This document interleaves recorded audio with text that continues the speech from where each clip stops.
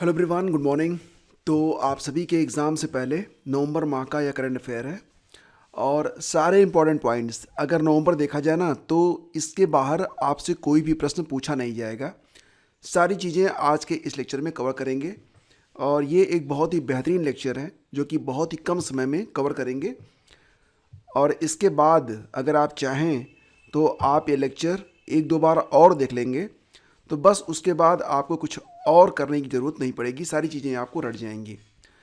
काफ़ी सारे important fact हैं जो कि आज के इस लेक्चर में आपको मिलने वाले हैं। तो पेन पेपर लेकर बैठिएगा और अगर पेन पेपर नहीं है आपके पास दोस्तों तो आप पेड ग्रुप ज्वाइन कर लीजिएगा। इसमें आपको डिटेल में सारी पीडीएफ भेज दी जाती है। एलटी ग्रेड, जीआईसी प्रवक्ता, जीडीसी, जल्दी खंड शिक्षा अधिकारी के लिए भी आपका पेड बैच स्टार्ट होने जा रहा है। और अब तक जितने भी लेक्चर हुए हैं, ख़ास तौर से एलटी ग्रेड, जीआईसी प्रवक्ता और जीडीसी के लिए, अगर आप उन्हें वॉच करना चाहते हैं तो आप चैनल पर जा सकते हैं।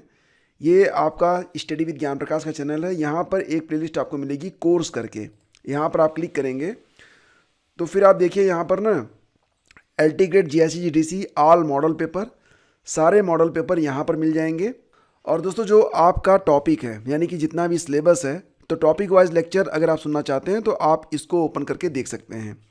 जैसे कि अगर आप यहाँ पर क्लिक करेंगे तो आपको क्या क्या चीज़ें दिखेंगी, तो ये देखिए आपको क्रम से जितने भी मॉडल पेपर अभी तक करवाए गए हैं सारे मॉडल पेपर आपको एक साथ देखने को मिल जाएंगे।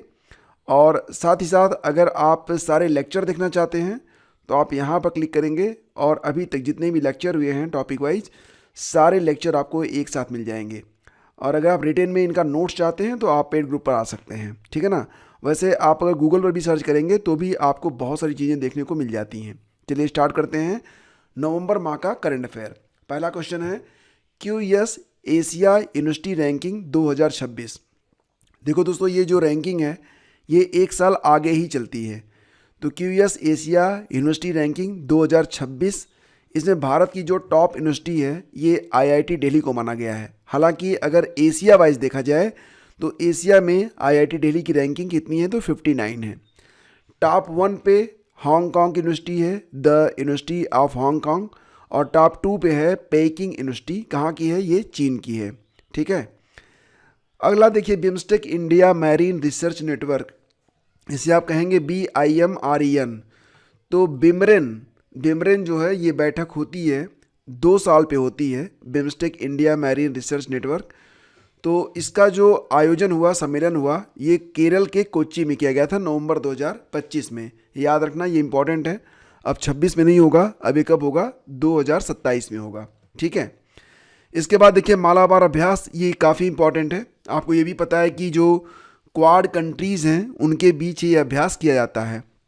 तो क्वाड देश में 4 देश शामिल हैं, अमेरिका है, ऑस्ट्रेलिया, भारत और जापान। ये 4 देश हैं जो कि मालाबार अभ्यास में पार्टिसिपेट करते हैं। तो 2025 में आयोजन कहाँ पर हुआ था? गुआम द्वीप में हुआ। और भारत की ओर से INS सह्याद्री ने इसमें पार्टिसिपेट किया था। ये इंपॉर्टेंट है, ठीक है। नेक्स्ट है ऑसिनडेक्स 2025। देखो यहाँ पर क्या लिखा गया है, AUS that is Australia, IND, ये देखिए IND ये क्या है? आपका भारत हो गया, EX ये हो गया आपका ऑसिनडेक्स। तो दोस्तों ऑसिनडेक्स 2025 का आयोजन ऑस्ट्रेलिया और भारत के बीच में किया गया। कहाँ पर? तो नॉर्दर्न पैसिफिक ओशियन में इसका आयोजन किया गया। इंपॉर्टेंट है, ठीक है। इसके अलावा विंड बैक्स सैन्य अभ्यास का यह 6वां संस्करण था जिसका आयोजन 2025 में किया गया। आयोजन कहाँ पर किया गया? तो विंड बैक्स, VIN, V is for Vietnam, IN for India. तो यह भारत और वियतनाम के बीच में होता है अभ्यास और ये आयोजन वियतनाम के हनोई में किया गया। 6वां संस्करण था, ये याद रखना। अगला देखिए अजय वारियर 2025 सैन्य अभ्यास। तो अजय वारियर ये जो अभ्यास है ये भारत और UK के बीच में होता है और 2025 में इसका आयोजन भारत में ही किया गया था। भारत में कहाँ पर? तो राजस्थान महाजन फील्ड फायरिंग रेंज है वहाँ पर किया गया था। कब से? तो 17 से लेकर 30 नवंबर 2025 के बीच में। मित्र शक्ति 2025 यह संयुक्त सैन्य अभ्यास, आपको पता ही है कि मित्र शक्ति ये जो आयोजन है भारत और श्रीलंका के बीच में होता है। तो इसका आयोजन कहाँ पर किया गया? भारत के कर्नाटक में बेलगावी नामक स्थान पर 10 से 23 नवंबर 2025 के बीच में। ये 11वां संस्करण था, 11th। आपको लग रहा होगा कि ये सारी चीज़ें याद कैसे होंगी? बहुत ही सरल है।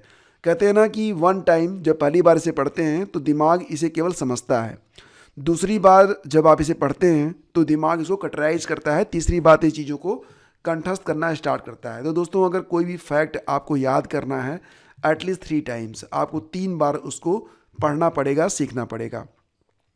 देखिए, कैम्ब्रिज विश्वविद्यालय ये तो अलग है, लेकिन यहाँ पर बात हो रही है कैम्ब्रिज डिक्शनरी के बारे में। तो बहुत ही इंपॉर्टेंट है। जैसा कि आप लोग जानते हैं कि जब वर्ष बीतता है तो word of the year declare किए जाते हैं इंग्लिश के अंतर्गत। तो अभी तक दो संस्थाओं ने word of the year declare किए हैं। इसमें पहला है कैम्ब्रिज डिक्शनरी की ओर से 2025 का word of the year declare किया गया है। एक शब्द है, इसको नाम दिया गया है पैरासोशल। अब दोस्तों, ये पैरासोशल क्या है? देखो, क्या होता है ना कि जैसे मान लेते हैं कि आप अमिताभ बच्चन की फिल्म देखते हैं, ठीक है ना, आप धर्मेंद्र की मूवी देखते हैं, आप किसी भी किरदार को देखते हैं सोशल मीडिया पर या फिर पर्दे पर, तो ख़ास तौर से यहाँ पर बात हो रही है सोशल मीडिया के बारे में। सोशल मीडिया पर भी धीरे धीरे लोग स्टार बन जाते हैं और उनके भी फ़ैन हो जाते हैं, लेकिन जो फ़ैन होता है उसके बारे में वो स्टार नहीं जानता, लेकिन जो फ़ैन होते हैं वो अपने जो स्टार होता है उसको बहुत प्यार करते हैं, यानी कि वन साइडेड फ़ैन होते हैं ये। तो यही है पैरासोशल। अब आप समझ गए होंगे। इसके अलावा जो जेन जी है, जेन जेड, ठीक है ना, वो अक्सर जब बातचीत करते हैं सोशल मीडिया पे, तो जैसे कि जो बड़े लोग हैं वो लोग कहते हैं ठीक ठाक ले कि चलो ठीक है 19-20 का फ़र्क है, तो ऐसे ये लोग ना 6-7 का इस्तेमाल करते हैं। 6-7 मतलब ठीक ठाक।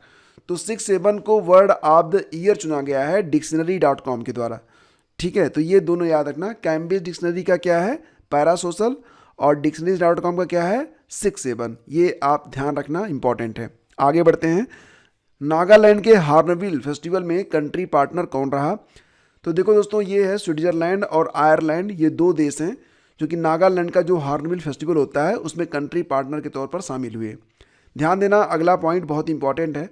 देखो, ये यूनेस्को के क्रिएटिव सिटीज़ नेटवर्क के अंतर्गत भारत का एक शहर है जिसे सिटी ऑफ गैस्ट्रोनॉमी, यानी कि खान पान का शहर, खान पान की नगरी के अंतर्गत उसे शामिल किया गया है क्रिएटिव सिटीज़ नेटवर्क में।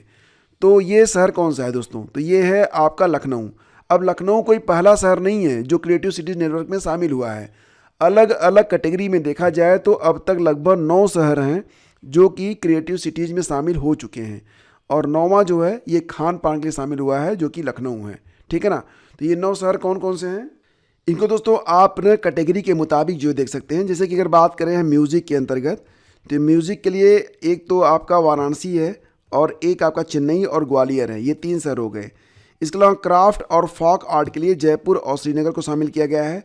फिल्म के लिए मुंबई को, गैस्ट्रोनॉमी के लिए हैदराबाद 2019 में शामिल हुआ था और अब लखनऊ को शामिल किया गया है। साहित्य के लिए कोझीकोड को शामिल किया गया था। तो इस प्रकार से कई शहर हो गए हैं, ठीक है ना। प्रो कबड्डी लीग के 12वें सीजन का विजेता कौन बना? ये इंपॉर्टेंट क्वेश्चन है। प्रो कबड्डी लीग का जो 12वां सीजन हुआ, इसमें विजेता बना है दबंग दिल्ली। किसे हराया था? तो पुणेरी पलटन को हराया था, याद रखना। देखिए, एक चावंगकुट महोत्सव है और ये मनाया जाता है कहाँ पर? मणिपुर में। प्रतिवर्ष 1 नवंबर को मनाते हैं चावंगकुट। चावंग का मतलब क्या होता है? शीत से होता है, यानी कि शीत ऋतु की शुरुआत में जो फसल होती है, कुट का मतलब फसल से होता है। तो ये महोत्सव होता है चावंगकुट, जो कि मणिपुर में मनाते हैं और हर वर्ष इसे मनाते हैं 1 नवंबर को। इसी प्रकार से दोस्तों चापचरकुट महोत्सव होता है, ये कहाँ पर होता है? क्या आप बता सकते हो क्या? चलो मैं आपको बता देता हूँ, अगर आपको पता है तो कमेंट करना, ठीक है ना। तो ये होता है कहाँ पर? मिजोरम में होता है, ये आप याद रखेंगे, ठीक है। बोईता बंदना महोत्सव मनाते हैं कहाँ पर? उड़ीसा में मनाते हैं। ये तीनों इंपॉर्टेंट हैं और तीनों का संबंध जो है नवंबर महीने से ही है, तो आपको पता होना चाहिए। World justice project WJS rule of the law में भारत की रैंक क्या है? तो दोस्तों याद रखना कि WJS rule of the law में भारत की रैंक है 86, और लास्ट टाइम भारत रहा 79 पर, अब ये चला गया है 86 पर। तो इसमें टॉप पर है डेनमार्क, दूसरे स्थान पर नॉर्वे है, तीसरे स्थान पर फिनलैंड है, याद रखना इसको। अगला देखते हैं, दुनिया का पहला कैशलेस देश कौन सा बना है? तो याद रखना, दुनिया का पहला कैशलेस देश बन गया है स्वीडन, ठीक है ना। अगला क्वेश्चन है कि वोमेंस वर्ल्ड कप 2025, तो वोमेन्स वर्ल्ड कप 2025 क्रिकेट का जो महिला विश्व कप हुआ 2025 में, इसमें विजेता कौन बना? तो दोस्तों भारत ने इस वर्ल्ड कप को जीता है। और भारतीय क्रिकेट टीम की कप्तान कौन रही थी? तो हरमनप्रीत रही हैं, ठीक है ना। आयोजन इसका 30 सितंबर से 2 नवंबर तक DY पाटिल स्टेडियम मुंबई में किया गया था। उप विजेता कौन बना, यानी कि भारत ने किसको हराया था? तो इसका आंसर है साउथ अफ्रीका को भारत ने हराया था, ये याद रखना। प्लेयर ऑफ द सीरीज चुनी गई हैं दीप्ति पाटिल, जबकि player of the match final में चुनी गई हैं शेफाली वर्मा, ठीक है। और एक बहुत इंपॉर्टेंट पॉइंट कि एक महिला विश्व कप में सर्वाधिक रन बनाने वाली खिलाड़ी बन गई हैं, कौन? तो उत्तर है आपका स्मृति मंधाना, ठीक है ना। तो दोस्तों आइए चेक करते हैं अक्टूबर और नवंबर के महीने में किस देश के कौन से नए राष्ट्रपति बने हैं। एग्जाम में ऐसे प्रश्न आजकल पूछे जा रहे हैं, तो इनको देख लेते हैं। तंजानिया की राष्ट्रपति बन गई हैं सामिया सुलू हसन। सामिया सुलू हसन ये कहाँ की राष्ट्रपति बनी है? तंजानिया की। इसके अलावा रोड्रिगो पाज परेरा ये कहाँ के राष्ट्रपति बने हैं? तो बोलीविया के। मेडागास्कर के नए राष्ट्रपति कौन बन गए हैं दोस्तों? तो इनका नाम है कर्नल माइकल रेड्रियानिरीना। क्या नाम है? Colonel Michael Randrianirina. और कैमरून के नए राष्ट्रपति चुने गए हैं पाल बिया। ये बहुत इंपॉर्टेंट है, कारण ये है कि कैमरून के जो नए राष्ट्रपति चुने गए हैं पाल बिया, इनकी उम्र है 92 ईयर और ये दुनिया के सबसे वृद्ध राष्ट्रपति हैं, ठीक है ना। तो देखो कभी भी हौसला हारना नहीं चाहिए। पाल बिया से हमें यही संकेत मिलता है कि कभी भी हौसला हारना नहीं चाहिए। और आयरलैंड की जो 10वीं राष्ट्रपति चुनी गई हैं ये दोस्तों हैं कैथरीन मार्टिना कनाली, ठीक है। देखो थोड़ा सा जुकाम हुआ है, आवाज़ में आपको थोड़ी सी मतलब अजीब सा लग रहा होगा, लेकिन मुझे पूरा भरोसा है कि आपको लेक्चर से मतलब है, ठीक है ना। चलिए, इंदिरा गांधी शांति निरस्त्रीकरण और विकास पुरस्कार 2024। देखो दोस्तों ये जो पुरस्कार है 2025 में दिया गया था, वर्ष 2024 के लिए। और ये पुरस्कार दिया गया है किसको? तो मिशेल बैचलेट को दिया गया है, जो कि चिली की पूर्व राष्ट्रपति हैं, ठीक है। आगे बढ़ते हैं। Booker prize 2025। देखो बुकर प्राइज और इंटरनेशनल बुकर प्राइज दोनों अलग अलग होते हैं। सबसे पहले दिया गया इंटरनेशनल बुकर प्राइज, और ये प्रश्न PCS में पूछा भी गया था। इसके अलावा अभी 2-3 परीक्षाएं हुई हैं बिहार में, उसमें भी पूछा गया था, तो बहुत इंपॉर्टेंट है। लेकिन क्योंकि इंटरनेशनल इंपॉर्टेंट है तो बुकर ये भी इंपॉर्टेंट होना ही चाहिए, ठीक है ना। तो दोनों को देख लेते हैं। तो सबसे पहले बात करते हैं बुकर प्राइज के बारे में, जिसकी घोषणा जो है नवंबर 2025 में की गई। तो बुकर प्राइज दोस्तों दिया गया है डेविड इस्जले को। किनको दिया गया है? डेविड इस्जले। ये कनाडाई हंगेरियन ब्रिटिश लेखक हैं और जिस उपन्यास के लिए इनको ये पुरस्कार मिला है उसका नाम है फ्लैश। फ्लैश आप चुन लेना, मतलब जैसे क्या होता है ना कि बॉडी के अंदर जो मतलब पार्ट्स होते हैं उनको फ्लैश कहते हैं, ऐसे समझ लो। और इंटरनेशनल बुकर पुरस्कार 2025 ये तो बिल्कुल आपको पता है, ये बानो मुश्ताक को मिला है, भारतीय लेखिका हैं और इनकी जो कहानियां हैं उसका नाम है हार्ट लैम्प, जिसका अंग्रेजी में अनुवाद किया गया था दीपा भास्ती के द्वारा। तो 2025 का अंतर्राष्ट्रीय बुकर पुरस्कार जीता है बानो मुश्ताक ने अपनी किताब हार्ट लैम्प के द्वारा। कन्नड़ भाषा में इन्होंने ये किताब लिखी थी, जिसका अंग्रेजी में अनुवाद किया गया है दीपा भास्ती के द्वारा। पहला महिला ब्लाइंड T20 वर्ल्ड कप। पहला महिला, अब देखो ये जो ऐसी महिलाएं जो आंख से देख नहीं सकती हैं उनका यह T20 वर्ल्ड कप था। तो इसका आयोजन कहाँ पर किया गया दोस्तों? इसका आयोजन भारत और श्रीलंका ने किया था, मिलकर इसे होस्ट किया था, जिसके जो अलग अलग मैच थे वो दिल्ली में, बेंगलुरु में और कोलंबो में खेले गए थे 11 नवंबर से लेकर 23 नवंबर के बीच में। तो विजेता बना है भारत और उप विजेता बना है कौन? नेपाल बना है। इसके अलावा वोमेंस कबड्डी वर्ल्ड कप 2025 का आयोजन भी 2025 में हुआ। तो वोमेंस कबड्डी वर्ल्ड कप दोस्तों इसमें भी भारत ही विजेता बना है। उप विजेता कौन बना है? तो चाइनीज ताइपे। और आयोजन इसका ढाका में किया गया था, यानी कि बांग्लादेश में, ठीक है ना। इसके बाद देखते हैं G20 शिखर सम्मेलन का आयोजन कहाँ पर किया गया दोस्तों? तो ये बहुत इंपॉर्टेंट है। G20 शिखर सम्मेलन का आयोजन 2025 में किया गया था दक्षिण अफ्रीका में। दक्षिण अफ्रीका में कहाँ पर? तो जोहान्सबर्ग में 22 और 23 नवंबर 2025 को। और 2026 का जो आयोजन है ये कहाँ पर होगा? तो मियामी अमेरिका में होगा। और G20 शिखर सम्मेलन की शुरुआत होती है 1999 से, 26 सितंबर 1999। प्रसिद्ध अभिनेता धर्मेंद्र जी का निधन हो गया दोस्तों। इनके निधन को लेकर सोशल मीडिया में कई बार अफवाहें भी उड़ी थी, बहुत बुरा लगा था, लेकिन फिलहाल अब ये इस दुनिया में नहीं है। 24 नवंबर को इनका डेथ हुआ था। अब यहाँ पर ध्यान देना कि एग्जाम में ये भी पूछ सकते हैं कि उनको पद्म विभूषण कब मिला था। तो याद रखना 2012 में मिला था। और ये भी याद रखना कि धर्मेंद्र को कभी भी दादा साहब फाल्के पुरस्कार नहीं दिया गया, हालांकि वो बिल्कुल हकदार थे, लेकिन उनको दिया नहीं गया। तो 2022 के लिए आपको याद होगा कि जो दादा साहब फाल्के पुरस्कार होता है जैसे कि 2025 में जो पुरस्कार दिया गया था वो 2023 के लिए दिया गया था मोहनलाल को, और इसके पहले 2024 में जो पुरस्कार दिया गया था ये 2022 के लिए दिया गया था मिथुन चक्रवर्ती को। याद रखना, मिथुन चक्रवर्ती और मोहनलाल, 2022 के लिए मिथुन चक्रवर्ती, 2023 के लिए मोहनलाल को क्रमशः 2024 और 2025 में प्रदान किया गया। नेक्स्ट देखते हैं वर्ल्ड अर्बनाइजेशन प्रॉस्पेक्टस 2025, बहुत ही इंपॉर्टेंट प्रॉस्पेक्टस है। दुनिया का सबसे अधिक आबादी वाला शहर घोषित किया गया है जकार्ता को, जो कि इंडोनेशिया का शहर है। इसके अलावा दूसरा सबसे अधिक आबादी वाला शहर घोषित किया गया ढाका बांग्लादेश को, और तीसरा घोषित किया गया है टोक्यो जो कि जापान का शहर है। और बात करें तो भारत का शहर दिल्ली भी इसमें शामिल है चौथे स्थान पर, ठीक है, जहां पर सर्वाधिक लोग रहते हैं, सबसे अधिक लोग रहते हैं। राष्ट्रपति द्रौपदी मुर्मू ने किस देश के 50वें स्वतंत्रता दिवस कार्यक्रम में भाग लिया? तो दोस्तों याद रखना 50वां स्वतंत्रता दिवस मनाया गया अंगोला का, कब? 11 नवंबर को, जिसमें भारत की राष्ट्रपति द्रौपदी मुर्मू जी ने प्रतिभाग किया। अंगोला की राजधानी कहाँ पर है? लुआंडा है। याद रखना, कभी कभी ऐसा होता है ना कि 4 देश दे देते हैं, 4 राजधानियाँ दे देते हैं, फिर आपको मैच करना पड़ता है तो काफ़ी दिक्कत होती है, तो ये सब आप याद रखिए। दोस्तों बात करते हैं Dayton literary peace prize lifetime achievement award 2025। तो बड़ा लंबा नाम है, डेटन बस इतना याद रखना कि डेटन अवार्ड किसको मिला, तो सलमान रुश्दी को। इसका एक दूसरा नाम भी है, मतलब ये जो Dayton literary peace prize lifetime achievement award 2025 है, इसका एक नाम और भी है, ये और भी लंबा है, एम्बेसडर रिचर्ड सी हॉलब्रुक डिस्टिंग्विश्ड अचीवमेंट अवार्ड। बड़ा मुश्किल सा नाम है, फिर भी याद रखना कि जो डेटन अवार्ड है ये सलमान रुश्दी को दिया गया, जो कि भारतीय मूल के ब्रिटिश लेखक हैं। आगे बढ़ते हैं 56वें भारतीय अंतर्राष्ट्रीय फिल्म महोत्सव, इसका आयोजन कहाँ पर किया गया? तो गोवा में किया गया था 20 से 28 नवंबर के बीच में। और गोल्डन पिकॉक पुरस्कार प्रदान किया गया था वियतनाम की मूवी स्किन ऑफ यूथ को। फोकस कंट्री रहा जापान और पार्टनर कंट्री रहा था स्पेन, ठीक है ना। चर्चित उर्मिया झील कहाँ पर स्थित है दोस्तों? तो उर्मिया झील ये मिलेगी आपको ईरान में। चर्चा में क्यों रही थी? क्योंकि यहाँ पर क्लाउड सीडिंग की गई थी, ठीक है।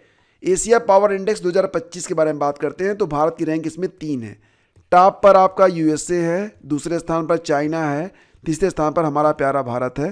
तो बिल्कुल ये जो तीसरा वाला विकल्प है ये भारत है, और कुल देश 27 इसमें शामिल किए गए हैं। एशिया पावर इंडेक्स में 27 देशों में भारत तीसरे स्थान पर है।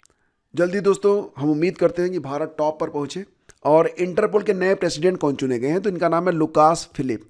लुकास फिलिप को इंटरपोल का नया प्रेसिडेंट चुना गया है। और भारत के 53वें मुख्य न्यायाधीश कौन बने? तो दोस्तों ये बन गए हैं जस्टिस सूर्यकांत।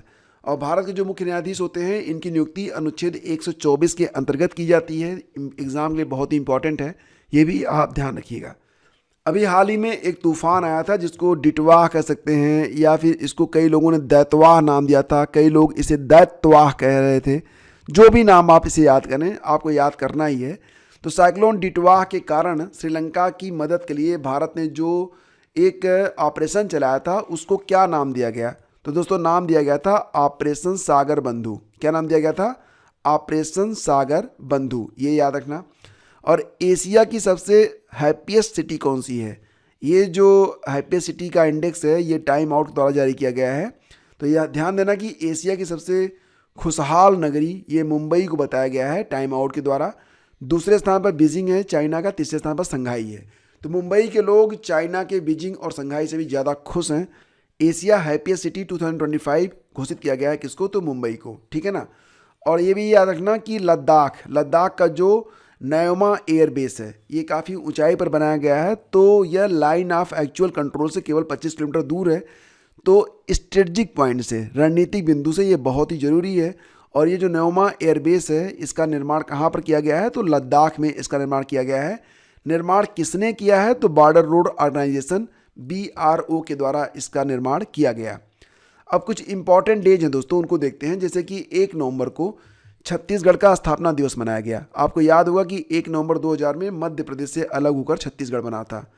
और 9 नवंबर को उत्तराखंड का स्थापना दिवस मनाया गया।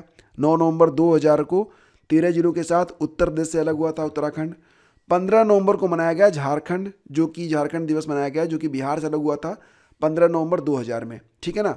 तो 1 नवंबर छत्तीसगढ़ का स्थापना दिवस, 9 नवंबर को उत्तराखंड का स्थापना दिवस, 15 नवंबर को झारखंड का स्थापना दिवस मनाया गया। इसी प्रकार से 5 नवंबर को विश्व सुनामी जागरूकता दिवस मनाया गया, ये काफ़ी इंपॉर्टेंट है। और 31वां राष्ट्रीय विधिक सेवा दिवस ये मनाया गया 9 नवंबर को।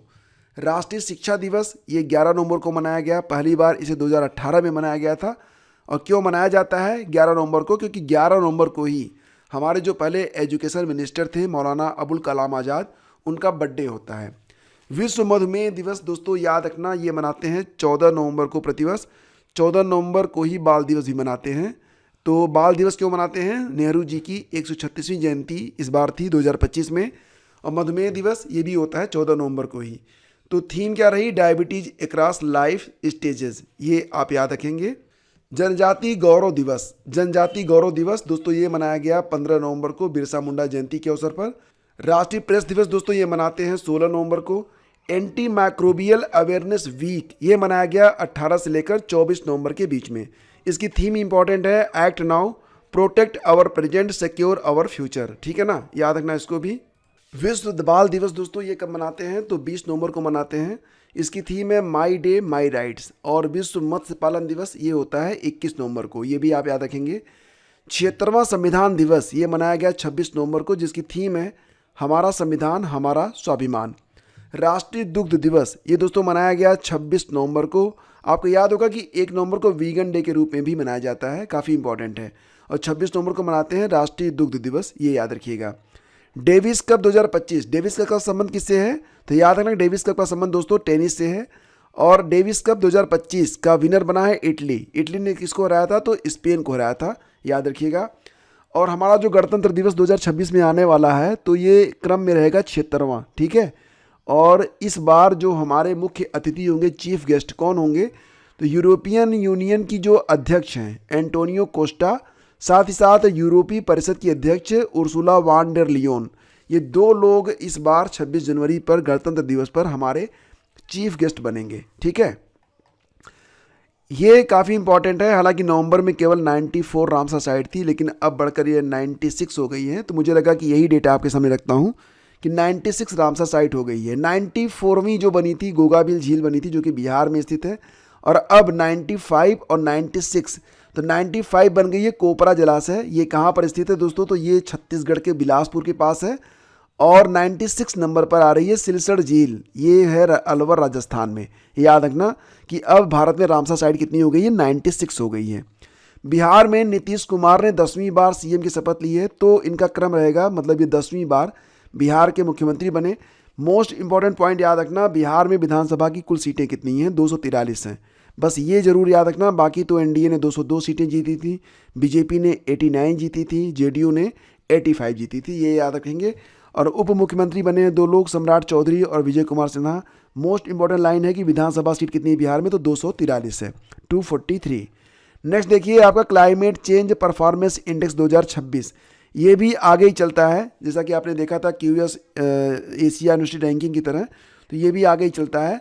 तो क्लाइमेट चेंज परफॉर्मेंस इंडेक्स 2026 में भारत की रैंक कितनी है? 23 है।